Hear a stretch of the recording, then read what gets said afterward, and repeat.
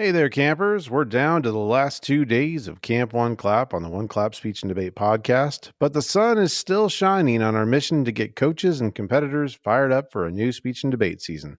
I'm your camp director and host of the One Clap Speech and Debate podcast, Lyle Wiley. And Congress competitors, it's your time at camp. We've arrived at day 30, and Counselor Alexis Worthen will be tackling chairing in the last of her awesome series, Capturing the Congress Crown. Don't forget to check the One Clap socials for today's social media challenge topic. Also, the ABCs of Debate with Professor Graham and Kevin, assembled by the talented and unpredictable Counselor Adrian Graham, keeps the debate terms rolling with editing chops for days. Be sure to check those videos out on YouTube and help Adrian reach 8 million subscribers. All right, campers, it's time for episode 5 of Capture the Congress Crown with Counselor Alexis Worthen, all about how to chair a Congress round.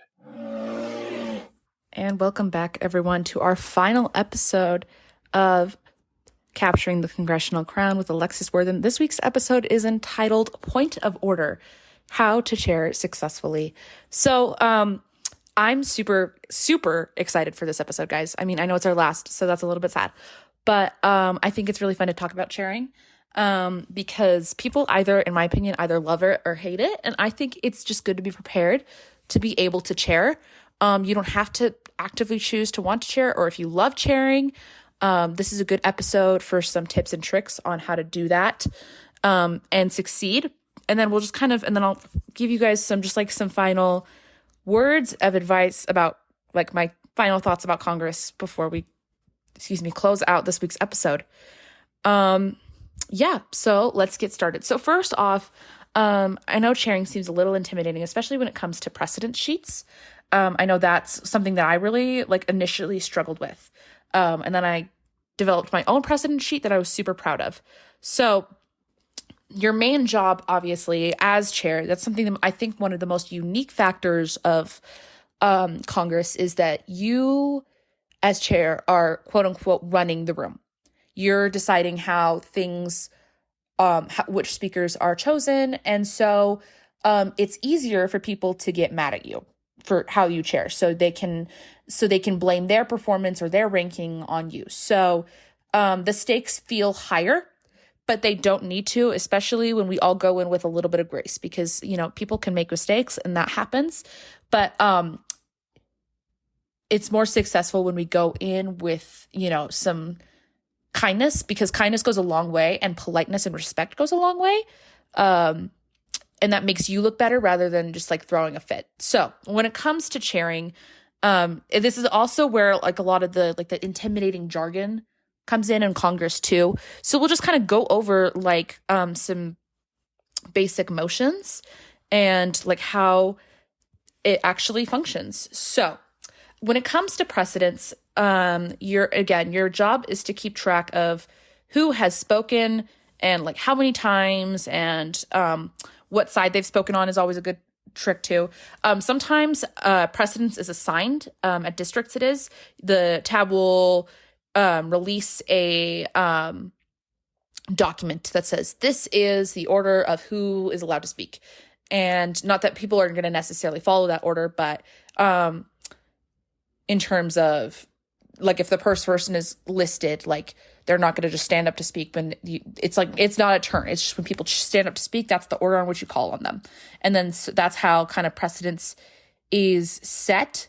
And then when it comes to questioning, what I like to do is to kind of follow almost a reverse precedence, not as strict as you would necessarily with districts, but just if someone stands up to ask a question and they haven't already spoken yet, but they want to ask a question, you call on them first. And that's pretty much how precedence goes. My advice also is, when you're just learning how to do this, is literally just to go to a Congress round and see how, once you watch maybe 2 or 3 Congress rounds or participate in 2 or 3 Congress rounds, you get the hang of it. It literally just takes practice and observance, because it's hard to explain. It sounds terrifying, I know, explain to you, but once you get the hang of it, and So so if you've been elected chair elections have taken place. We can talk about chair elections. Actually, let's talk about chair elections, because I think chair elections are fun. Another thing, you get to choose. And that's another unique factor about Congress, is that people choose who's going to chair. And so often people, especially if it's like a supers thing, so everyone kind of already is familiar, quote unquote, with each other, they go in and they like start choosing who's going to chair and blah, blah, blah, blah, blah. Obviously, that's not always how it goes, but sometimes people make deals like, hey, if you nominate me to chair this round, I'll nominate you to chair for this round, or blah, blah, blah, blah, blah, that kind of thing. And so you're asked to choose who you want to chair. That's totally fine. It's not illegal. I think it does get a little bit illegal if a person, for example, I've watched this happen at state, actually, is someone was chairing and they agree. So in exchange for a nomination to chair, they were called on to speak first. So precedence was swayed. But that can be, if you notice something like that kind of level of corruption, quote unquote, you can always bring that up to your parliamentarian or to a judge, or you can go and talk to equity and TAP. That's something that can be taken care of, but I don't think that happens very frequently. So when it comes to chair elections, if you get nominated to chair, or if you ask someone to nominate you to chair you, and you have like a minute, 30 seconds to a minute to ask you to chair, it doesn't need to be anything long. People are going to vote for who they're going to vote for. Your speech doesn't necessarily matter, in my opinion. When it comes to choosing who you want to chair, you want to choose, obviously, you want to choose who will run the round correctly. Like, it doesn't, in the end, it won't matter that much. But if you're just kind of left with, like, not a lot of great options, or like you don't really care, choose the person who's like, they haven't spoken as much, or they're likely, let's be honest, likely ranked lower because they just haven't like participated as much, because that kind of boosts everyone's like performance, in my opinion, a little bit. Like, it just kind of evens the playing field and gives them a little bit more of an opportunity to like make it like less skewed towards other people's favor, if that makes sense. So once chair elections take place, it is now your job to explain your procedures. Obviously you get into, like, for example, time signals. So you go over time signals, you go over, this is also, remember, you get a separate like scoring sheet because you're presiding officer.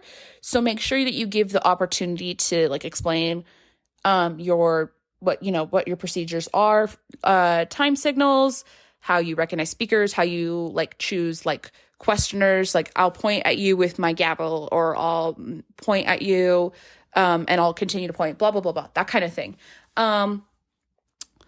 Also, like, for example, personal privilege. We've talked about personal privilege quite a bit. My advice for chair is that just give a universal personal privilege granted, but advise caution against like disrupting the chamber.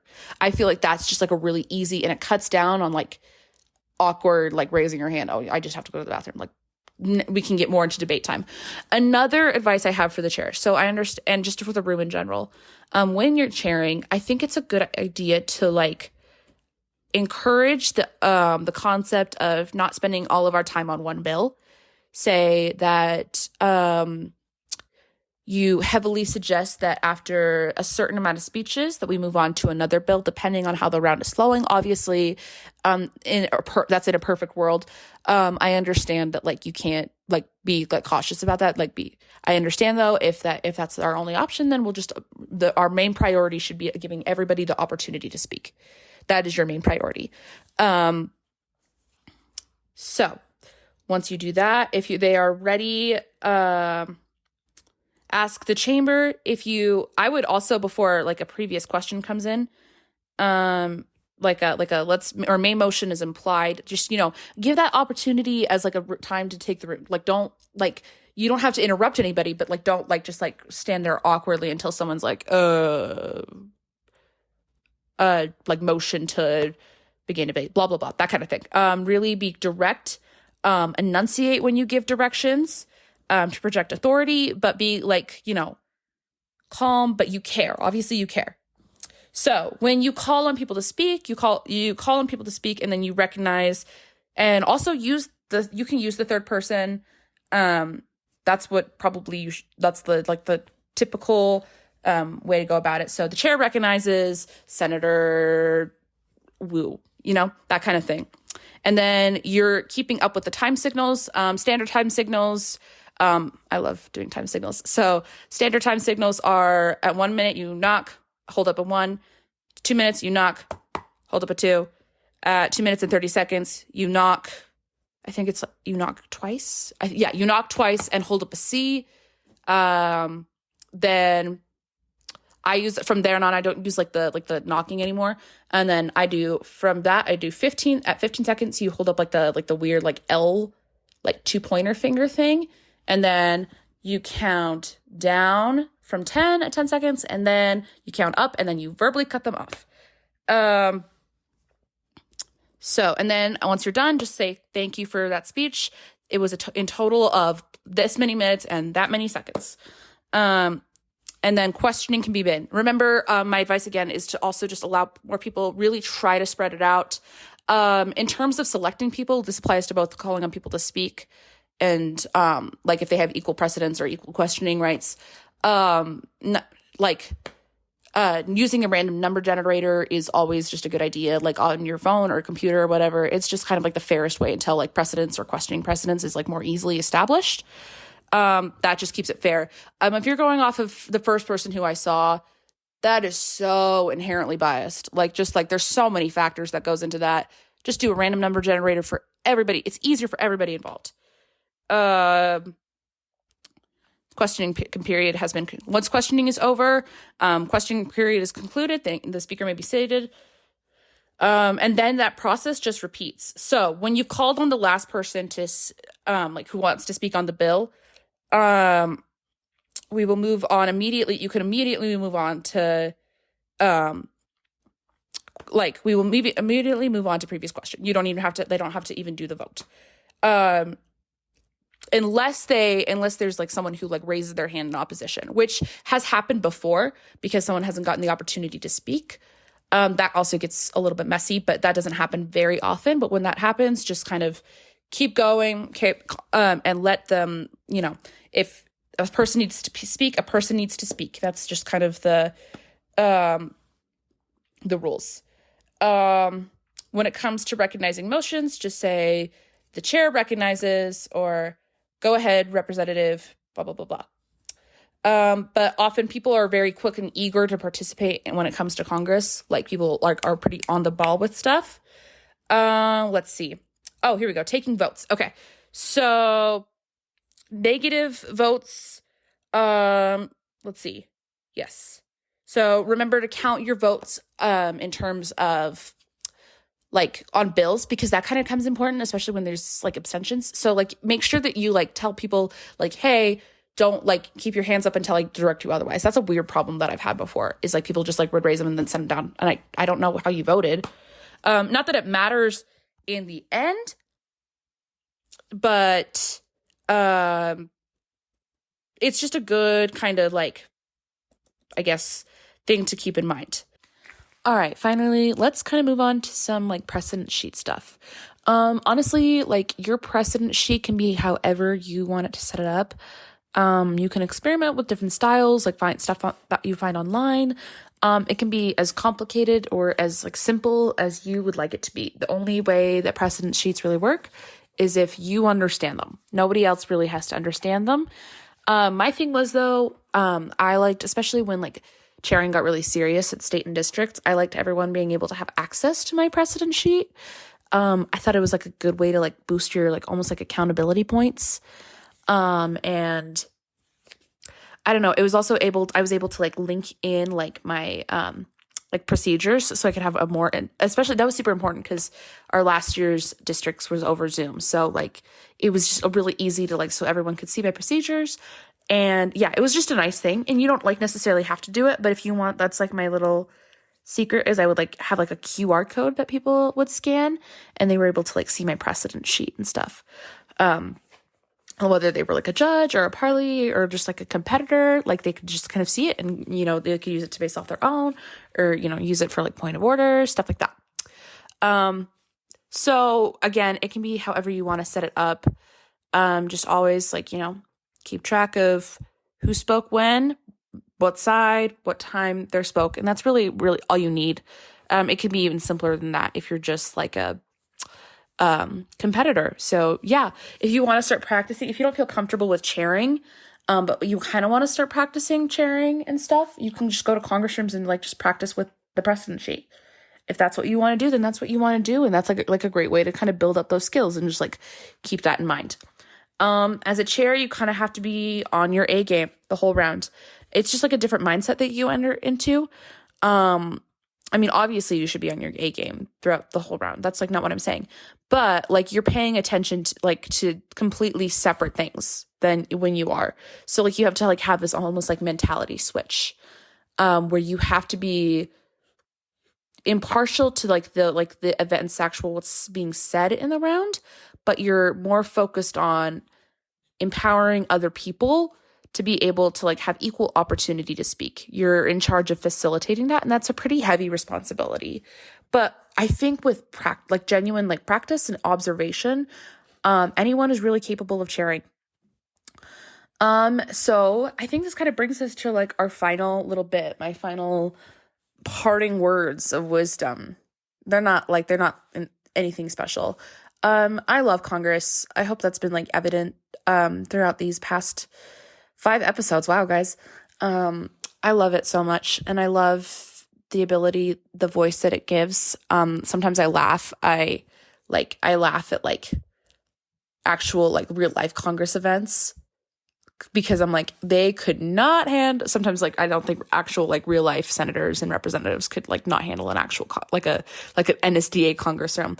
Like it's just like kind of fun, and I am so grateful for the Congress community, and like we're out there. We're not just the band kids of speech and debate, guys. That's drama. No, I'm just kidding. I'm kidding. But I think Congress, in its core, like it's teaching you how to empower yourself and empower others and advocating for change. I mean, that's like the most like the bare essentials. And I think that can be true of any other event. But I think it just gives you the opportunity for like real world practice, and you know, how stuff gets done in the real world. Change starts with the call to action, but in the end, change happens because of policy work and by taking the action. We can have the call to actions all we want, but we have to take the action. So I'm really grateful for that opportunity that Congress provides, and I hope that you guys see that as well. Some final little words, especially for this is a little tiny little segment, but for my female Congress debaters out there, I'll be honest.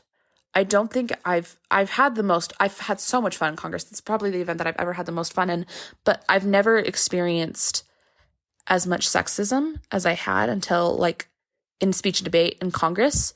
Something I think that is not a unique problem to our community and is not something that's new, is that there's this weird sort of fatal weakness that speech and debate competitors and debaters especially have, is that they think that they have to get into this mentality of that they're so right all the time, or they're so intelligent, and that, you know, they're so progressive and compared to everybody else that they have this, like, when it comes to confronting misogyny and how we handle, you know, debate aspects, it's like they're like ignorant, or they don't think that they can be like part of the problem. So my female Congress competitors, please keep doing what you're doing. Don't be dissuaded by the large groups of loud men who will always be able to like somehow beat you for some reason. You don't understand why. Don't be dissuaded by, you know, at the end of the day, when there was 12 people in the supers room, and for some reason, all the people who will place are men. Don't be dissuaded by the, you know, extemp badges that they hand out, because, you know, fun fact about nationals is that they were handing out these little pins that said the future of extemp is female, because last year there was a bit of a issue because in the domestic category there was no woman who made finals, and there was only one woman who made for domestic, and there was only one woman who made it to international finals, and she won. But so speech and debate isn't gone. Like the sexism in speech and debate isn't gone. It's very real and prevalent. And I think Congress is like a very feasible way of seeing that. you can receive it from judges, you can receive it from competitors, and it's out there. But don't let it hold you back. Again, the only way is if we're going to create change is by being at the forefront of that. And don't be afraid to, back down.